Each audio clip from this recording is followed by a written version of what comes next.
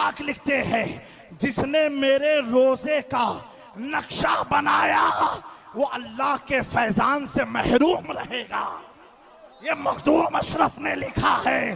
تو آپ کسی نقلی دیار نہیں، اصلی دیار مخدوم پاک. لکھا ہے پہلا جملہ جہالت کہ مخدوم پاک نے لکھا نہیں ہے، مخدوم پاک کے لطائف اشرفی میں ملفوظ ہے.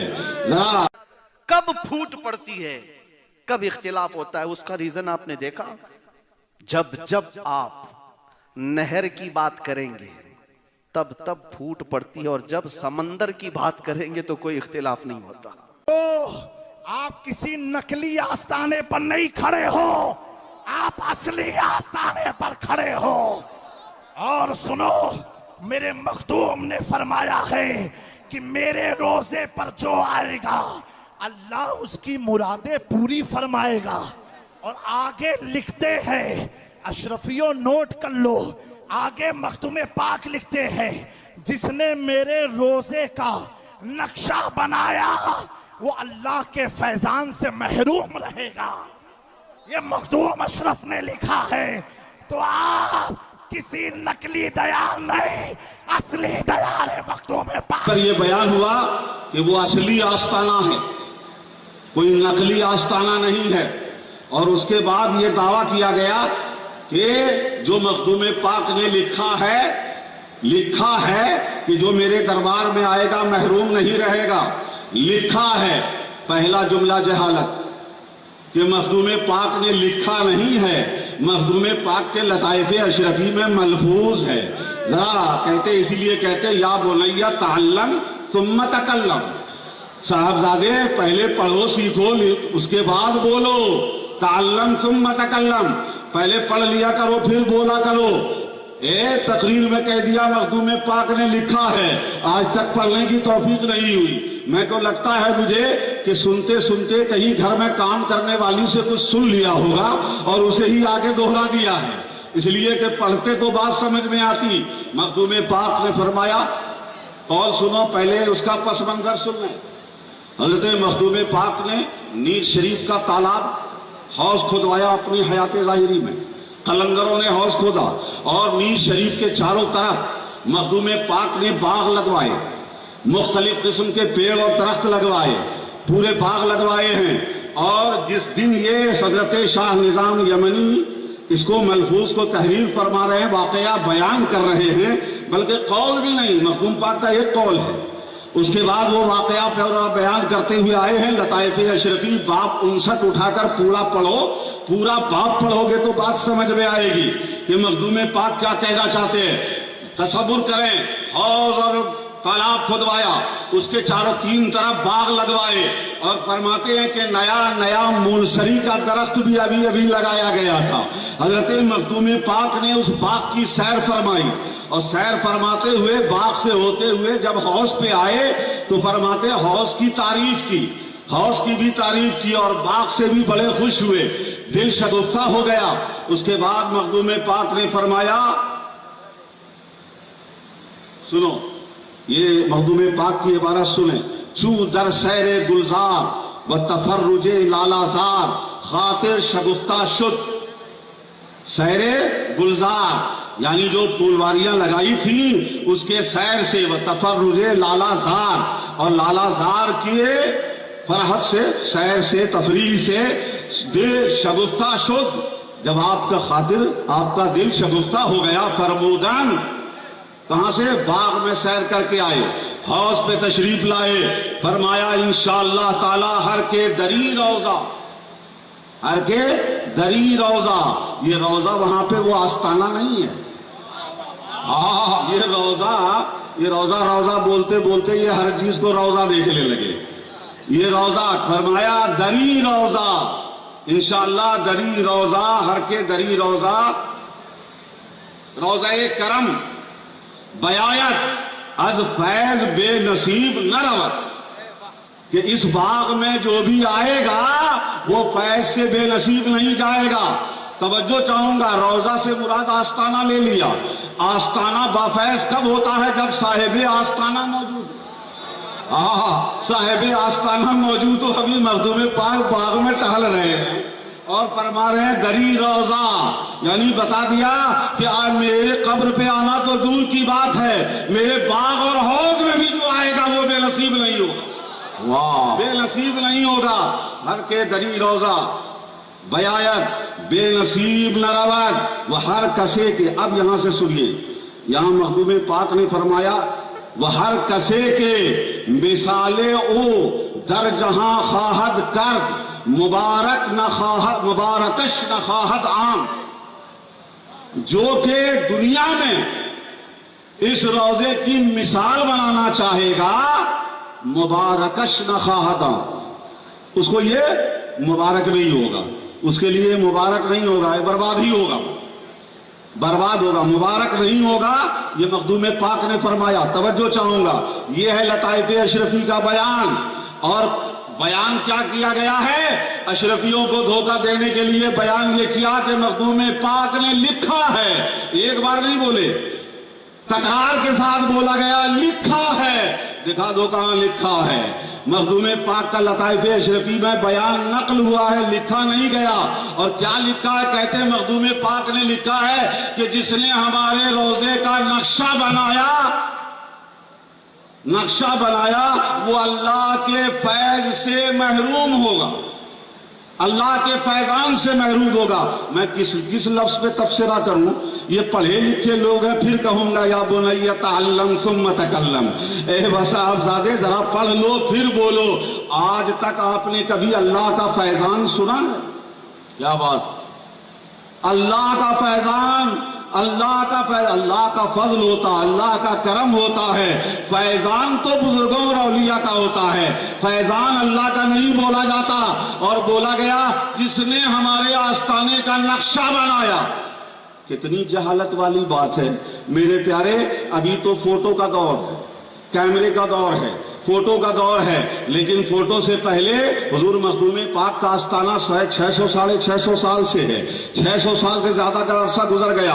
اس وقت کیمرہ نہیں تھا، اور میں کہتا ہوں شاید کوئی اشرفی ہو جس کے گھر میں مخدوم پاک کے آستانے کا تغرا لگا ہوا نہ ہو، تغرا لگا ہوا نہ ہو۔ اور وہ سارے نقشے پہلے اسکیچ سے بنتے تھے، قلم سے بنائے جاتے تھے۔ تمہارے مریدین کے گھر میں بھی وہی نقشہ ہوگا۔ تم نے کیا جملہ کہہ دیا کہ جس نے نقشہ بنایا وہ اللہ کے فیضان سے محروم ہوگا؟ معاذ اللہ! سن لو، یہ جہالت کی بولی ہے، یہ جاہلانہ گفتگو ہے، بات سمجھی نہیں۔ اب میں اس پہ بات کروں تو بات بہت لمبی ہو جائے گی میرے پیارے۔ سب سے پہلے ایک بات ذہن میں رکھو، بولنے والا جس میدان کا ہوتا ہے اس کا مخاطب بھی اسی میدان کا ہوتا ہے۔ جب محدث مرد بولتے ہیں تو یہ مرد نہیں ہوتے ہیں، وہ میدان حدیث کے مرد ہوتے ہیں۔ جب فقہا مرد بولتے ہیں تو وہ میدان فقہ کے مرد ہوتے ہیں۔ جب صوفیہ مرد بولتے ہیں تو وہ میدان تصوف کے مرد ہوتے ہیں۔ مخدوم پاک نے بتا دیا کہ میں جس میدان کا ہوں، اگر اس میدان کا کوئی میرے روضے کی نقل کر کے بنانا چاہے گا تو مبارکش نہ خواہد عام، وہ مبارک نہیں ہوگا۔ یہ حضرت مخدوم پاک کہنا چاہ رہے ہیں، اور یہ کہاں لے کے چلے جا رہے ہیں؟ جس نے نقشہ بنایا۔ یہ 11 بجے 12 بجے شبیہ تیار ہوتی، یہاں پہ لگتی ہے اور رات میں اٹھ جاتی ہے۔ یہ اس سے تکلیف ہو گئی ہے کہ یہ آستانے کا مثال بنایا تو یہ اللہ کے فیضان سے محروم ہو جائیں گے۔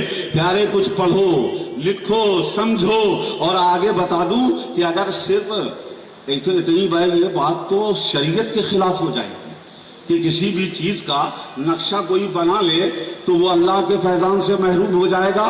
کہیں سے ثابت کر سکتے ہو اس کو؟ معاذ اللہ، یہ شرع مطہر کے خلاف ہوگا، شرع مطہر کے خلاف ہوگا۔ اور تیزی سے میرے اشرفیوں سن لو، یہ تو مخدوم پاک کا آستانہ ہے۔ میں ایک بات پہلے سمجھا دوں، سنو۔ مثال دو طرح کی ہوتی ہے، مثال دو طرح کی ہوتی ہے۔ ایک مثال وہ ہوتی ہے کہ کسی کی عظمت سے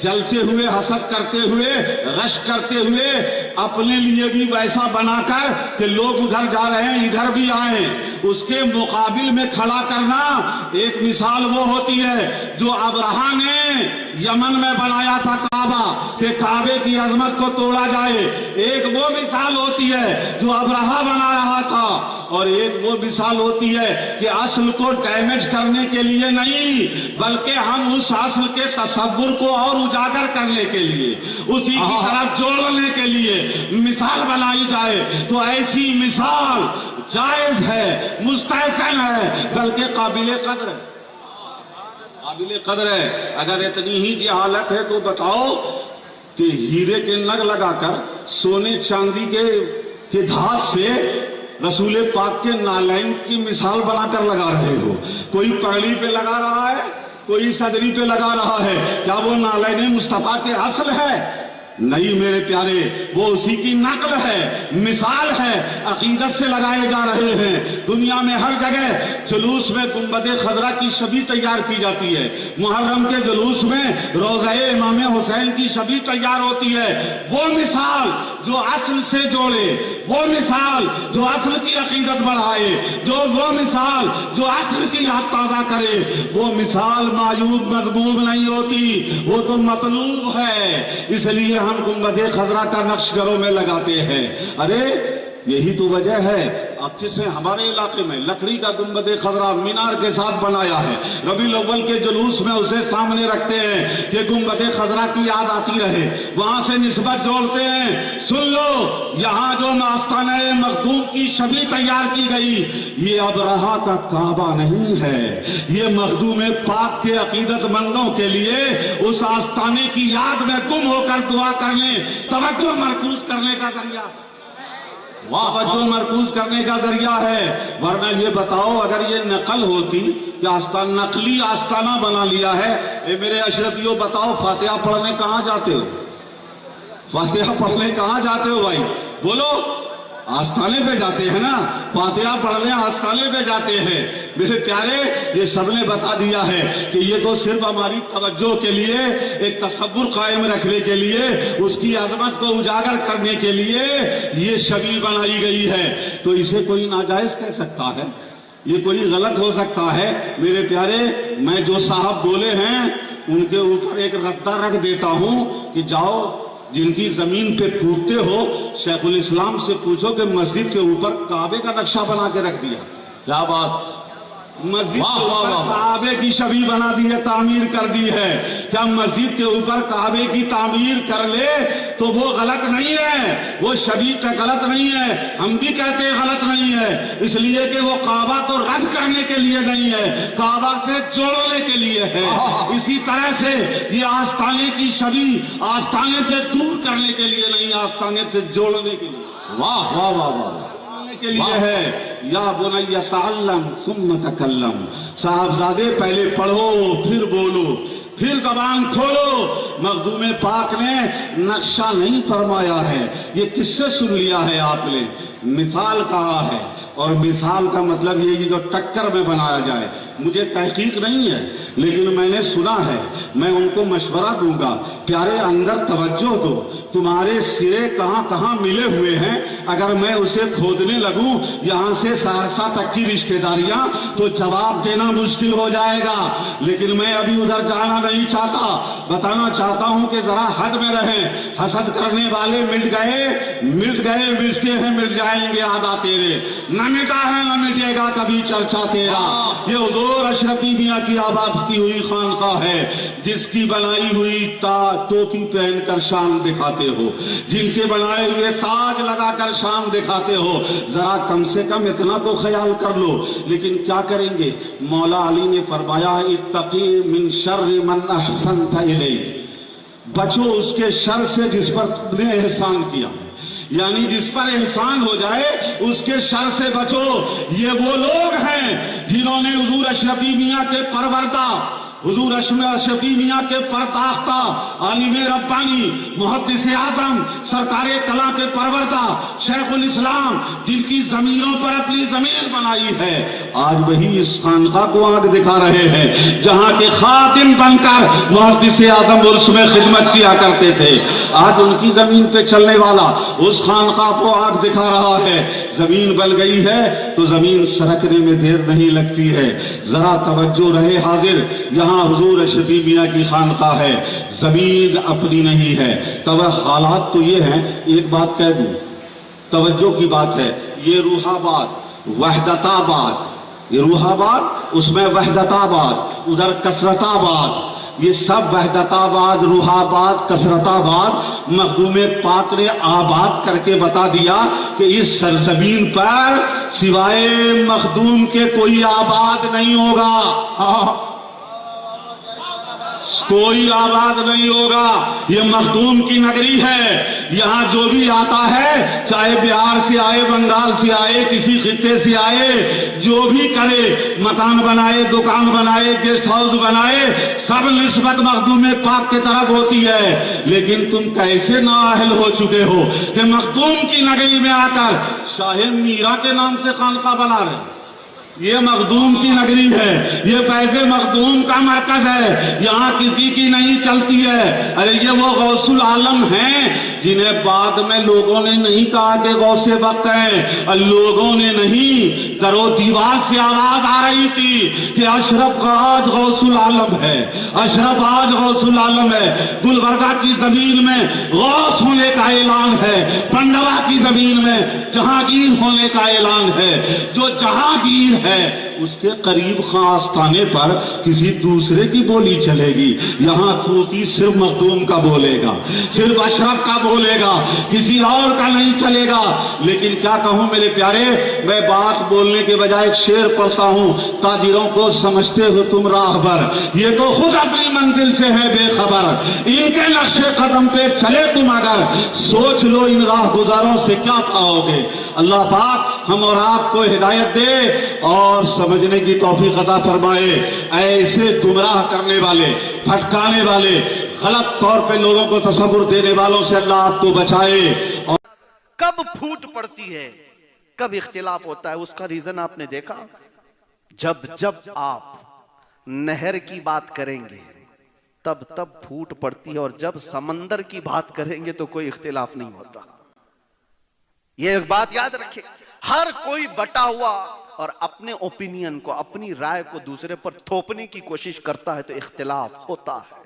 हम सबको यूनिटी उस वक्त तक नहीं आ सकती जब तक हम मर्जी मुस्तफा में सब अपने आप को नहीं ढाल लेते, अपने आप को जब तक नहीं ढाल लेते। सहाबा में भी इख्तिलाफात हुए हैं, छोटे मोटे बहुत सारे इख्तिलाफात हुए, लेकिन कभी ऐसा नहीं है कि जाती इख्तिलाफात हुए और इस तौर पर कि दुश्मनी पैदा हो गई। लेकिन आज सिर्फ और सिर्फ सिलसिलों को लेकर के, पीरों को लेकर के, उलमा के हलकों को लेकर के इतने खतरनाक इख्तिलाफात हैं कि एक दूसरे के जान के दुश्मन हैं। लोग जानी दुश्मन, सलाम कलाम बंद, मुसाफा बंद, और एक दूसरे को देखना भी बंद। और लोग हैरत की बात है, हमसे पूछते हैं कि इनके साथ बैठ सकते हैं कि नहीं, उनके साथ बैठ सकते हैं। इमाम शाफई की एक बात सुनाता हूं। इमाम शाफई जैसा आलिम कौन है? वो दरसगाह में पढ़ा रहे हैं, उनके शागिर्द इमाम अबू मूसा माजनी, इख्तिलाफ हो गया उस्ताद और शागिर्द का। शागिर्द कह रहा है जायज है, उस्ताद कह रहा है नाजायज है। इख्तिलाफ ये पहले होता था, आज नहीं, इसका सोच भी नहीं सकता कोई। पहले होता था शागिर्द उस्ताद से इख्तिलाफ कर ले, आज वो सोच भी नहीं सकता, सोचेगा तो वो इस्लाम से भी निकाल दिया जाएगा। ये इख्तिलाफ करके शागिर्द खड़ा हो गया, इमाम अबू मूसा माजनी, वो भी इमाम है, और इमाम शाफई के शागिर्द चले गए। एक दिन नहीं आए, 2 दिन नहीं आए, 3 दिन नहीं आए। इमाम शाफई बाजार में चले गए। कहाँ गया मेरा शागिर्द? अबू मूसा माजनी एक जगह बाजार में कुछ सामान खरीद रहे। इमाम शाफई पीछे से जाकर उनके कंधे पर हाथ रखते, देखा अबू मूसा माजनी पलट करके, उनके उस्ताद हैं इमाम शाफई। कहा कि हुजूर आप यहाँ कैसे? कहा अबू मूसा तेरा और मेरा इख्तिलाफ तो मसले में ही है ना, حضور کی امت ہونے میں اور غلام ہونے میں تو کوئی اختلاف نہیں ہے. کیا اس میں بھی اختلاف ہے؟ تیرا رسول اور ہے، میرا رسول اور ہے. انہوں نے کہا نہیں. امام شافعی کے ہاتھ چوم لی اور کہا اختلاف وہ رہے گا لیکن آپ امت مصطفیٰ ہی نہیں بلکہ اعلام امت مصطفیٰ میں سے ہیں. عزیزان اکرامی، ایسے بہت ساری چیزیں، اختلافات ختم کرو گے تو یونٹی یوں ہی آئے گی. اختلاف رکھو. ایک گھر میں 4 بھائی ہیں، چاروں کو الگ الگ کلر پسند ہیں، الگ الگ کلر پسند ہے. کسی کو سفید، کسی کو کالا، کسی کو نیلا، کسی کو ہرا. لیکن کلر پسند الگ ہونے کی وجہ سے وہ اپنی ماں تو نہیں بدل سکتا، اپنا باپ تو نہیں بدل سکتا. اختلاف کرنے کا حق ہے لیکن باپ بدلنے کا حق نہیں ہے. اختلاف کرو، اچھے سے کرو، لیکن تمہارا رشتہ بھی اسی رسول سے ہے، ہمارا رشتہ بھی اسی رسول سے ہے. اگر یہ نسبت سلامت ہے تو ایسے اختلافات سے کچھ بھی فرق نہیں پڑتا. آپ کو ایک بات اور بتا دوں، امام احمد بن حنبل بہت پائے کے محدث، 5 لاکھ حدیثوں کے حافظ ہیں، 5 لاکھ حدیثوں کے حافظ. انہی کے زمانے کے ایک اور امام ہیں، امام مدینی، جو امام بخاری کے استاد ہے، احمد المدینی. یہ امام مدینی اور امام احمد بن حنبل میں کٹر اختلاف تھا کچھ مسئلوں کو لے کر. اختلاف کا مطلب آپ یہ مت سمجھیں گالی گلوچ والا، ہاں وہ مسائل کا اختلاف تھا. امام احمد بن حنبل اپنے شاگردوں کو پڑھا رہے ایک کمرے میں بیٹھ کر، اچانک امام مدینی آئے گھوڑے پر، باہر گھوڑا رکایا اور تیزی سے چڑھتے ہوئے کمرے میں آئے، دروازہ کھولا. جیسے ہی وہ جلال سے آئے تو شاگرد سب ڈر گئے امام احمد بن حنبل کی، کچھ تو تیور بگڑے ہوئے ہیں. یہ تیور دیکھ کر کے امام احمد بن حنبل نے اپنے شاگردوں کو سب کو بھگا دیا، جاؤ باہر جاؤ، میرا اور ان کا معاملہ ہے. ایک بات یاد رکھو، محدثین نے یہ بات کی ہے، بڑے جب بات کرتے ہیں تو چمچوں کو بیچ میں نہیں آنا چاہیے. اختلافات سب سے زیادہ یہاں ہوتے ہیں. ہاں انہوں نے یہ تمیز سکھائی ہے، بات باہر نکل جاؤ. شاگرد بھی عام شاگرد نہیں ہیں، وہ بھی بڑے علماء ہیں، ان کو بھی نہیں رہنے دیا، باہر جاؤ، دروازہ بند کیا. شاگردوں نے روایت کیا ہے امام احمد بن حنبل اور امام علی مدینی، امام علی مدینی دونوں میں اتنا سخت مباحثہ ہو رہا تھا. باہر سے وہ لوگ کہتے ہیں کہ سننے میں تو ایسا لگ رہا تھا ہم کو کہ ہاتھا پائی ہونے والی ہے، کشتی ہونے والی ہے. تھوڑی دیر کے بعد آواز دھیمی ہوئی، بند ہو گئی. پھر دروازہ کھلا. شاگرد سب جو باہر کھڑے اسٹوڈنٹس وہ کہتے ہیں کیا ہوا ہم کو پتا نہیں. لیکن شیخ علی مدینی نکلتے ہیں اپنے کمرے سے، گھوڑا باہر کھڑا تھا. امام احمد بن حنبل بھی پیچھے نکلتے ہیں. دونوں میں سخت اختلاف ہے، بحث بھی ہوئی ہے، آواز بھی ہوئی ہے.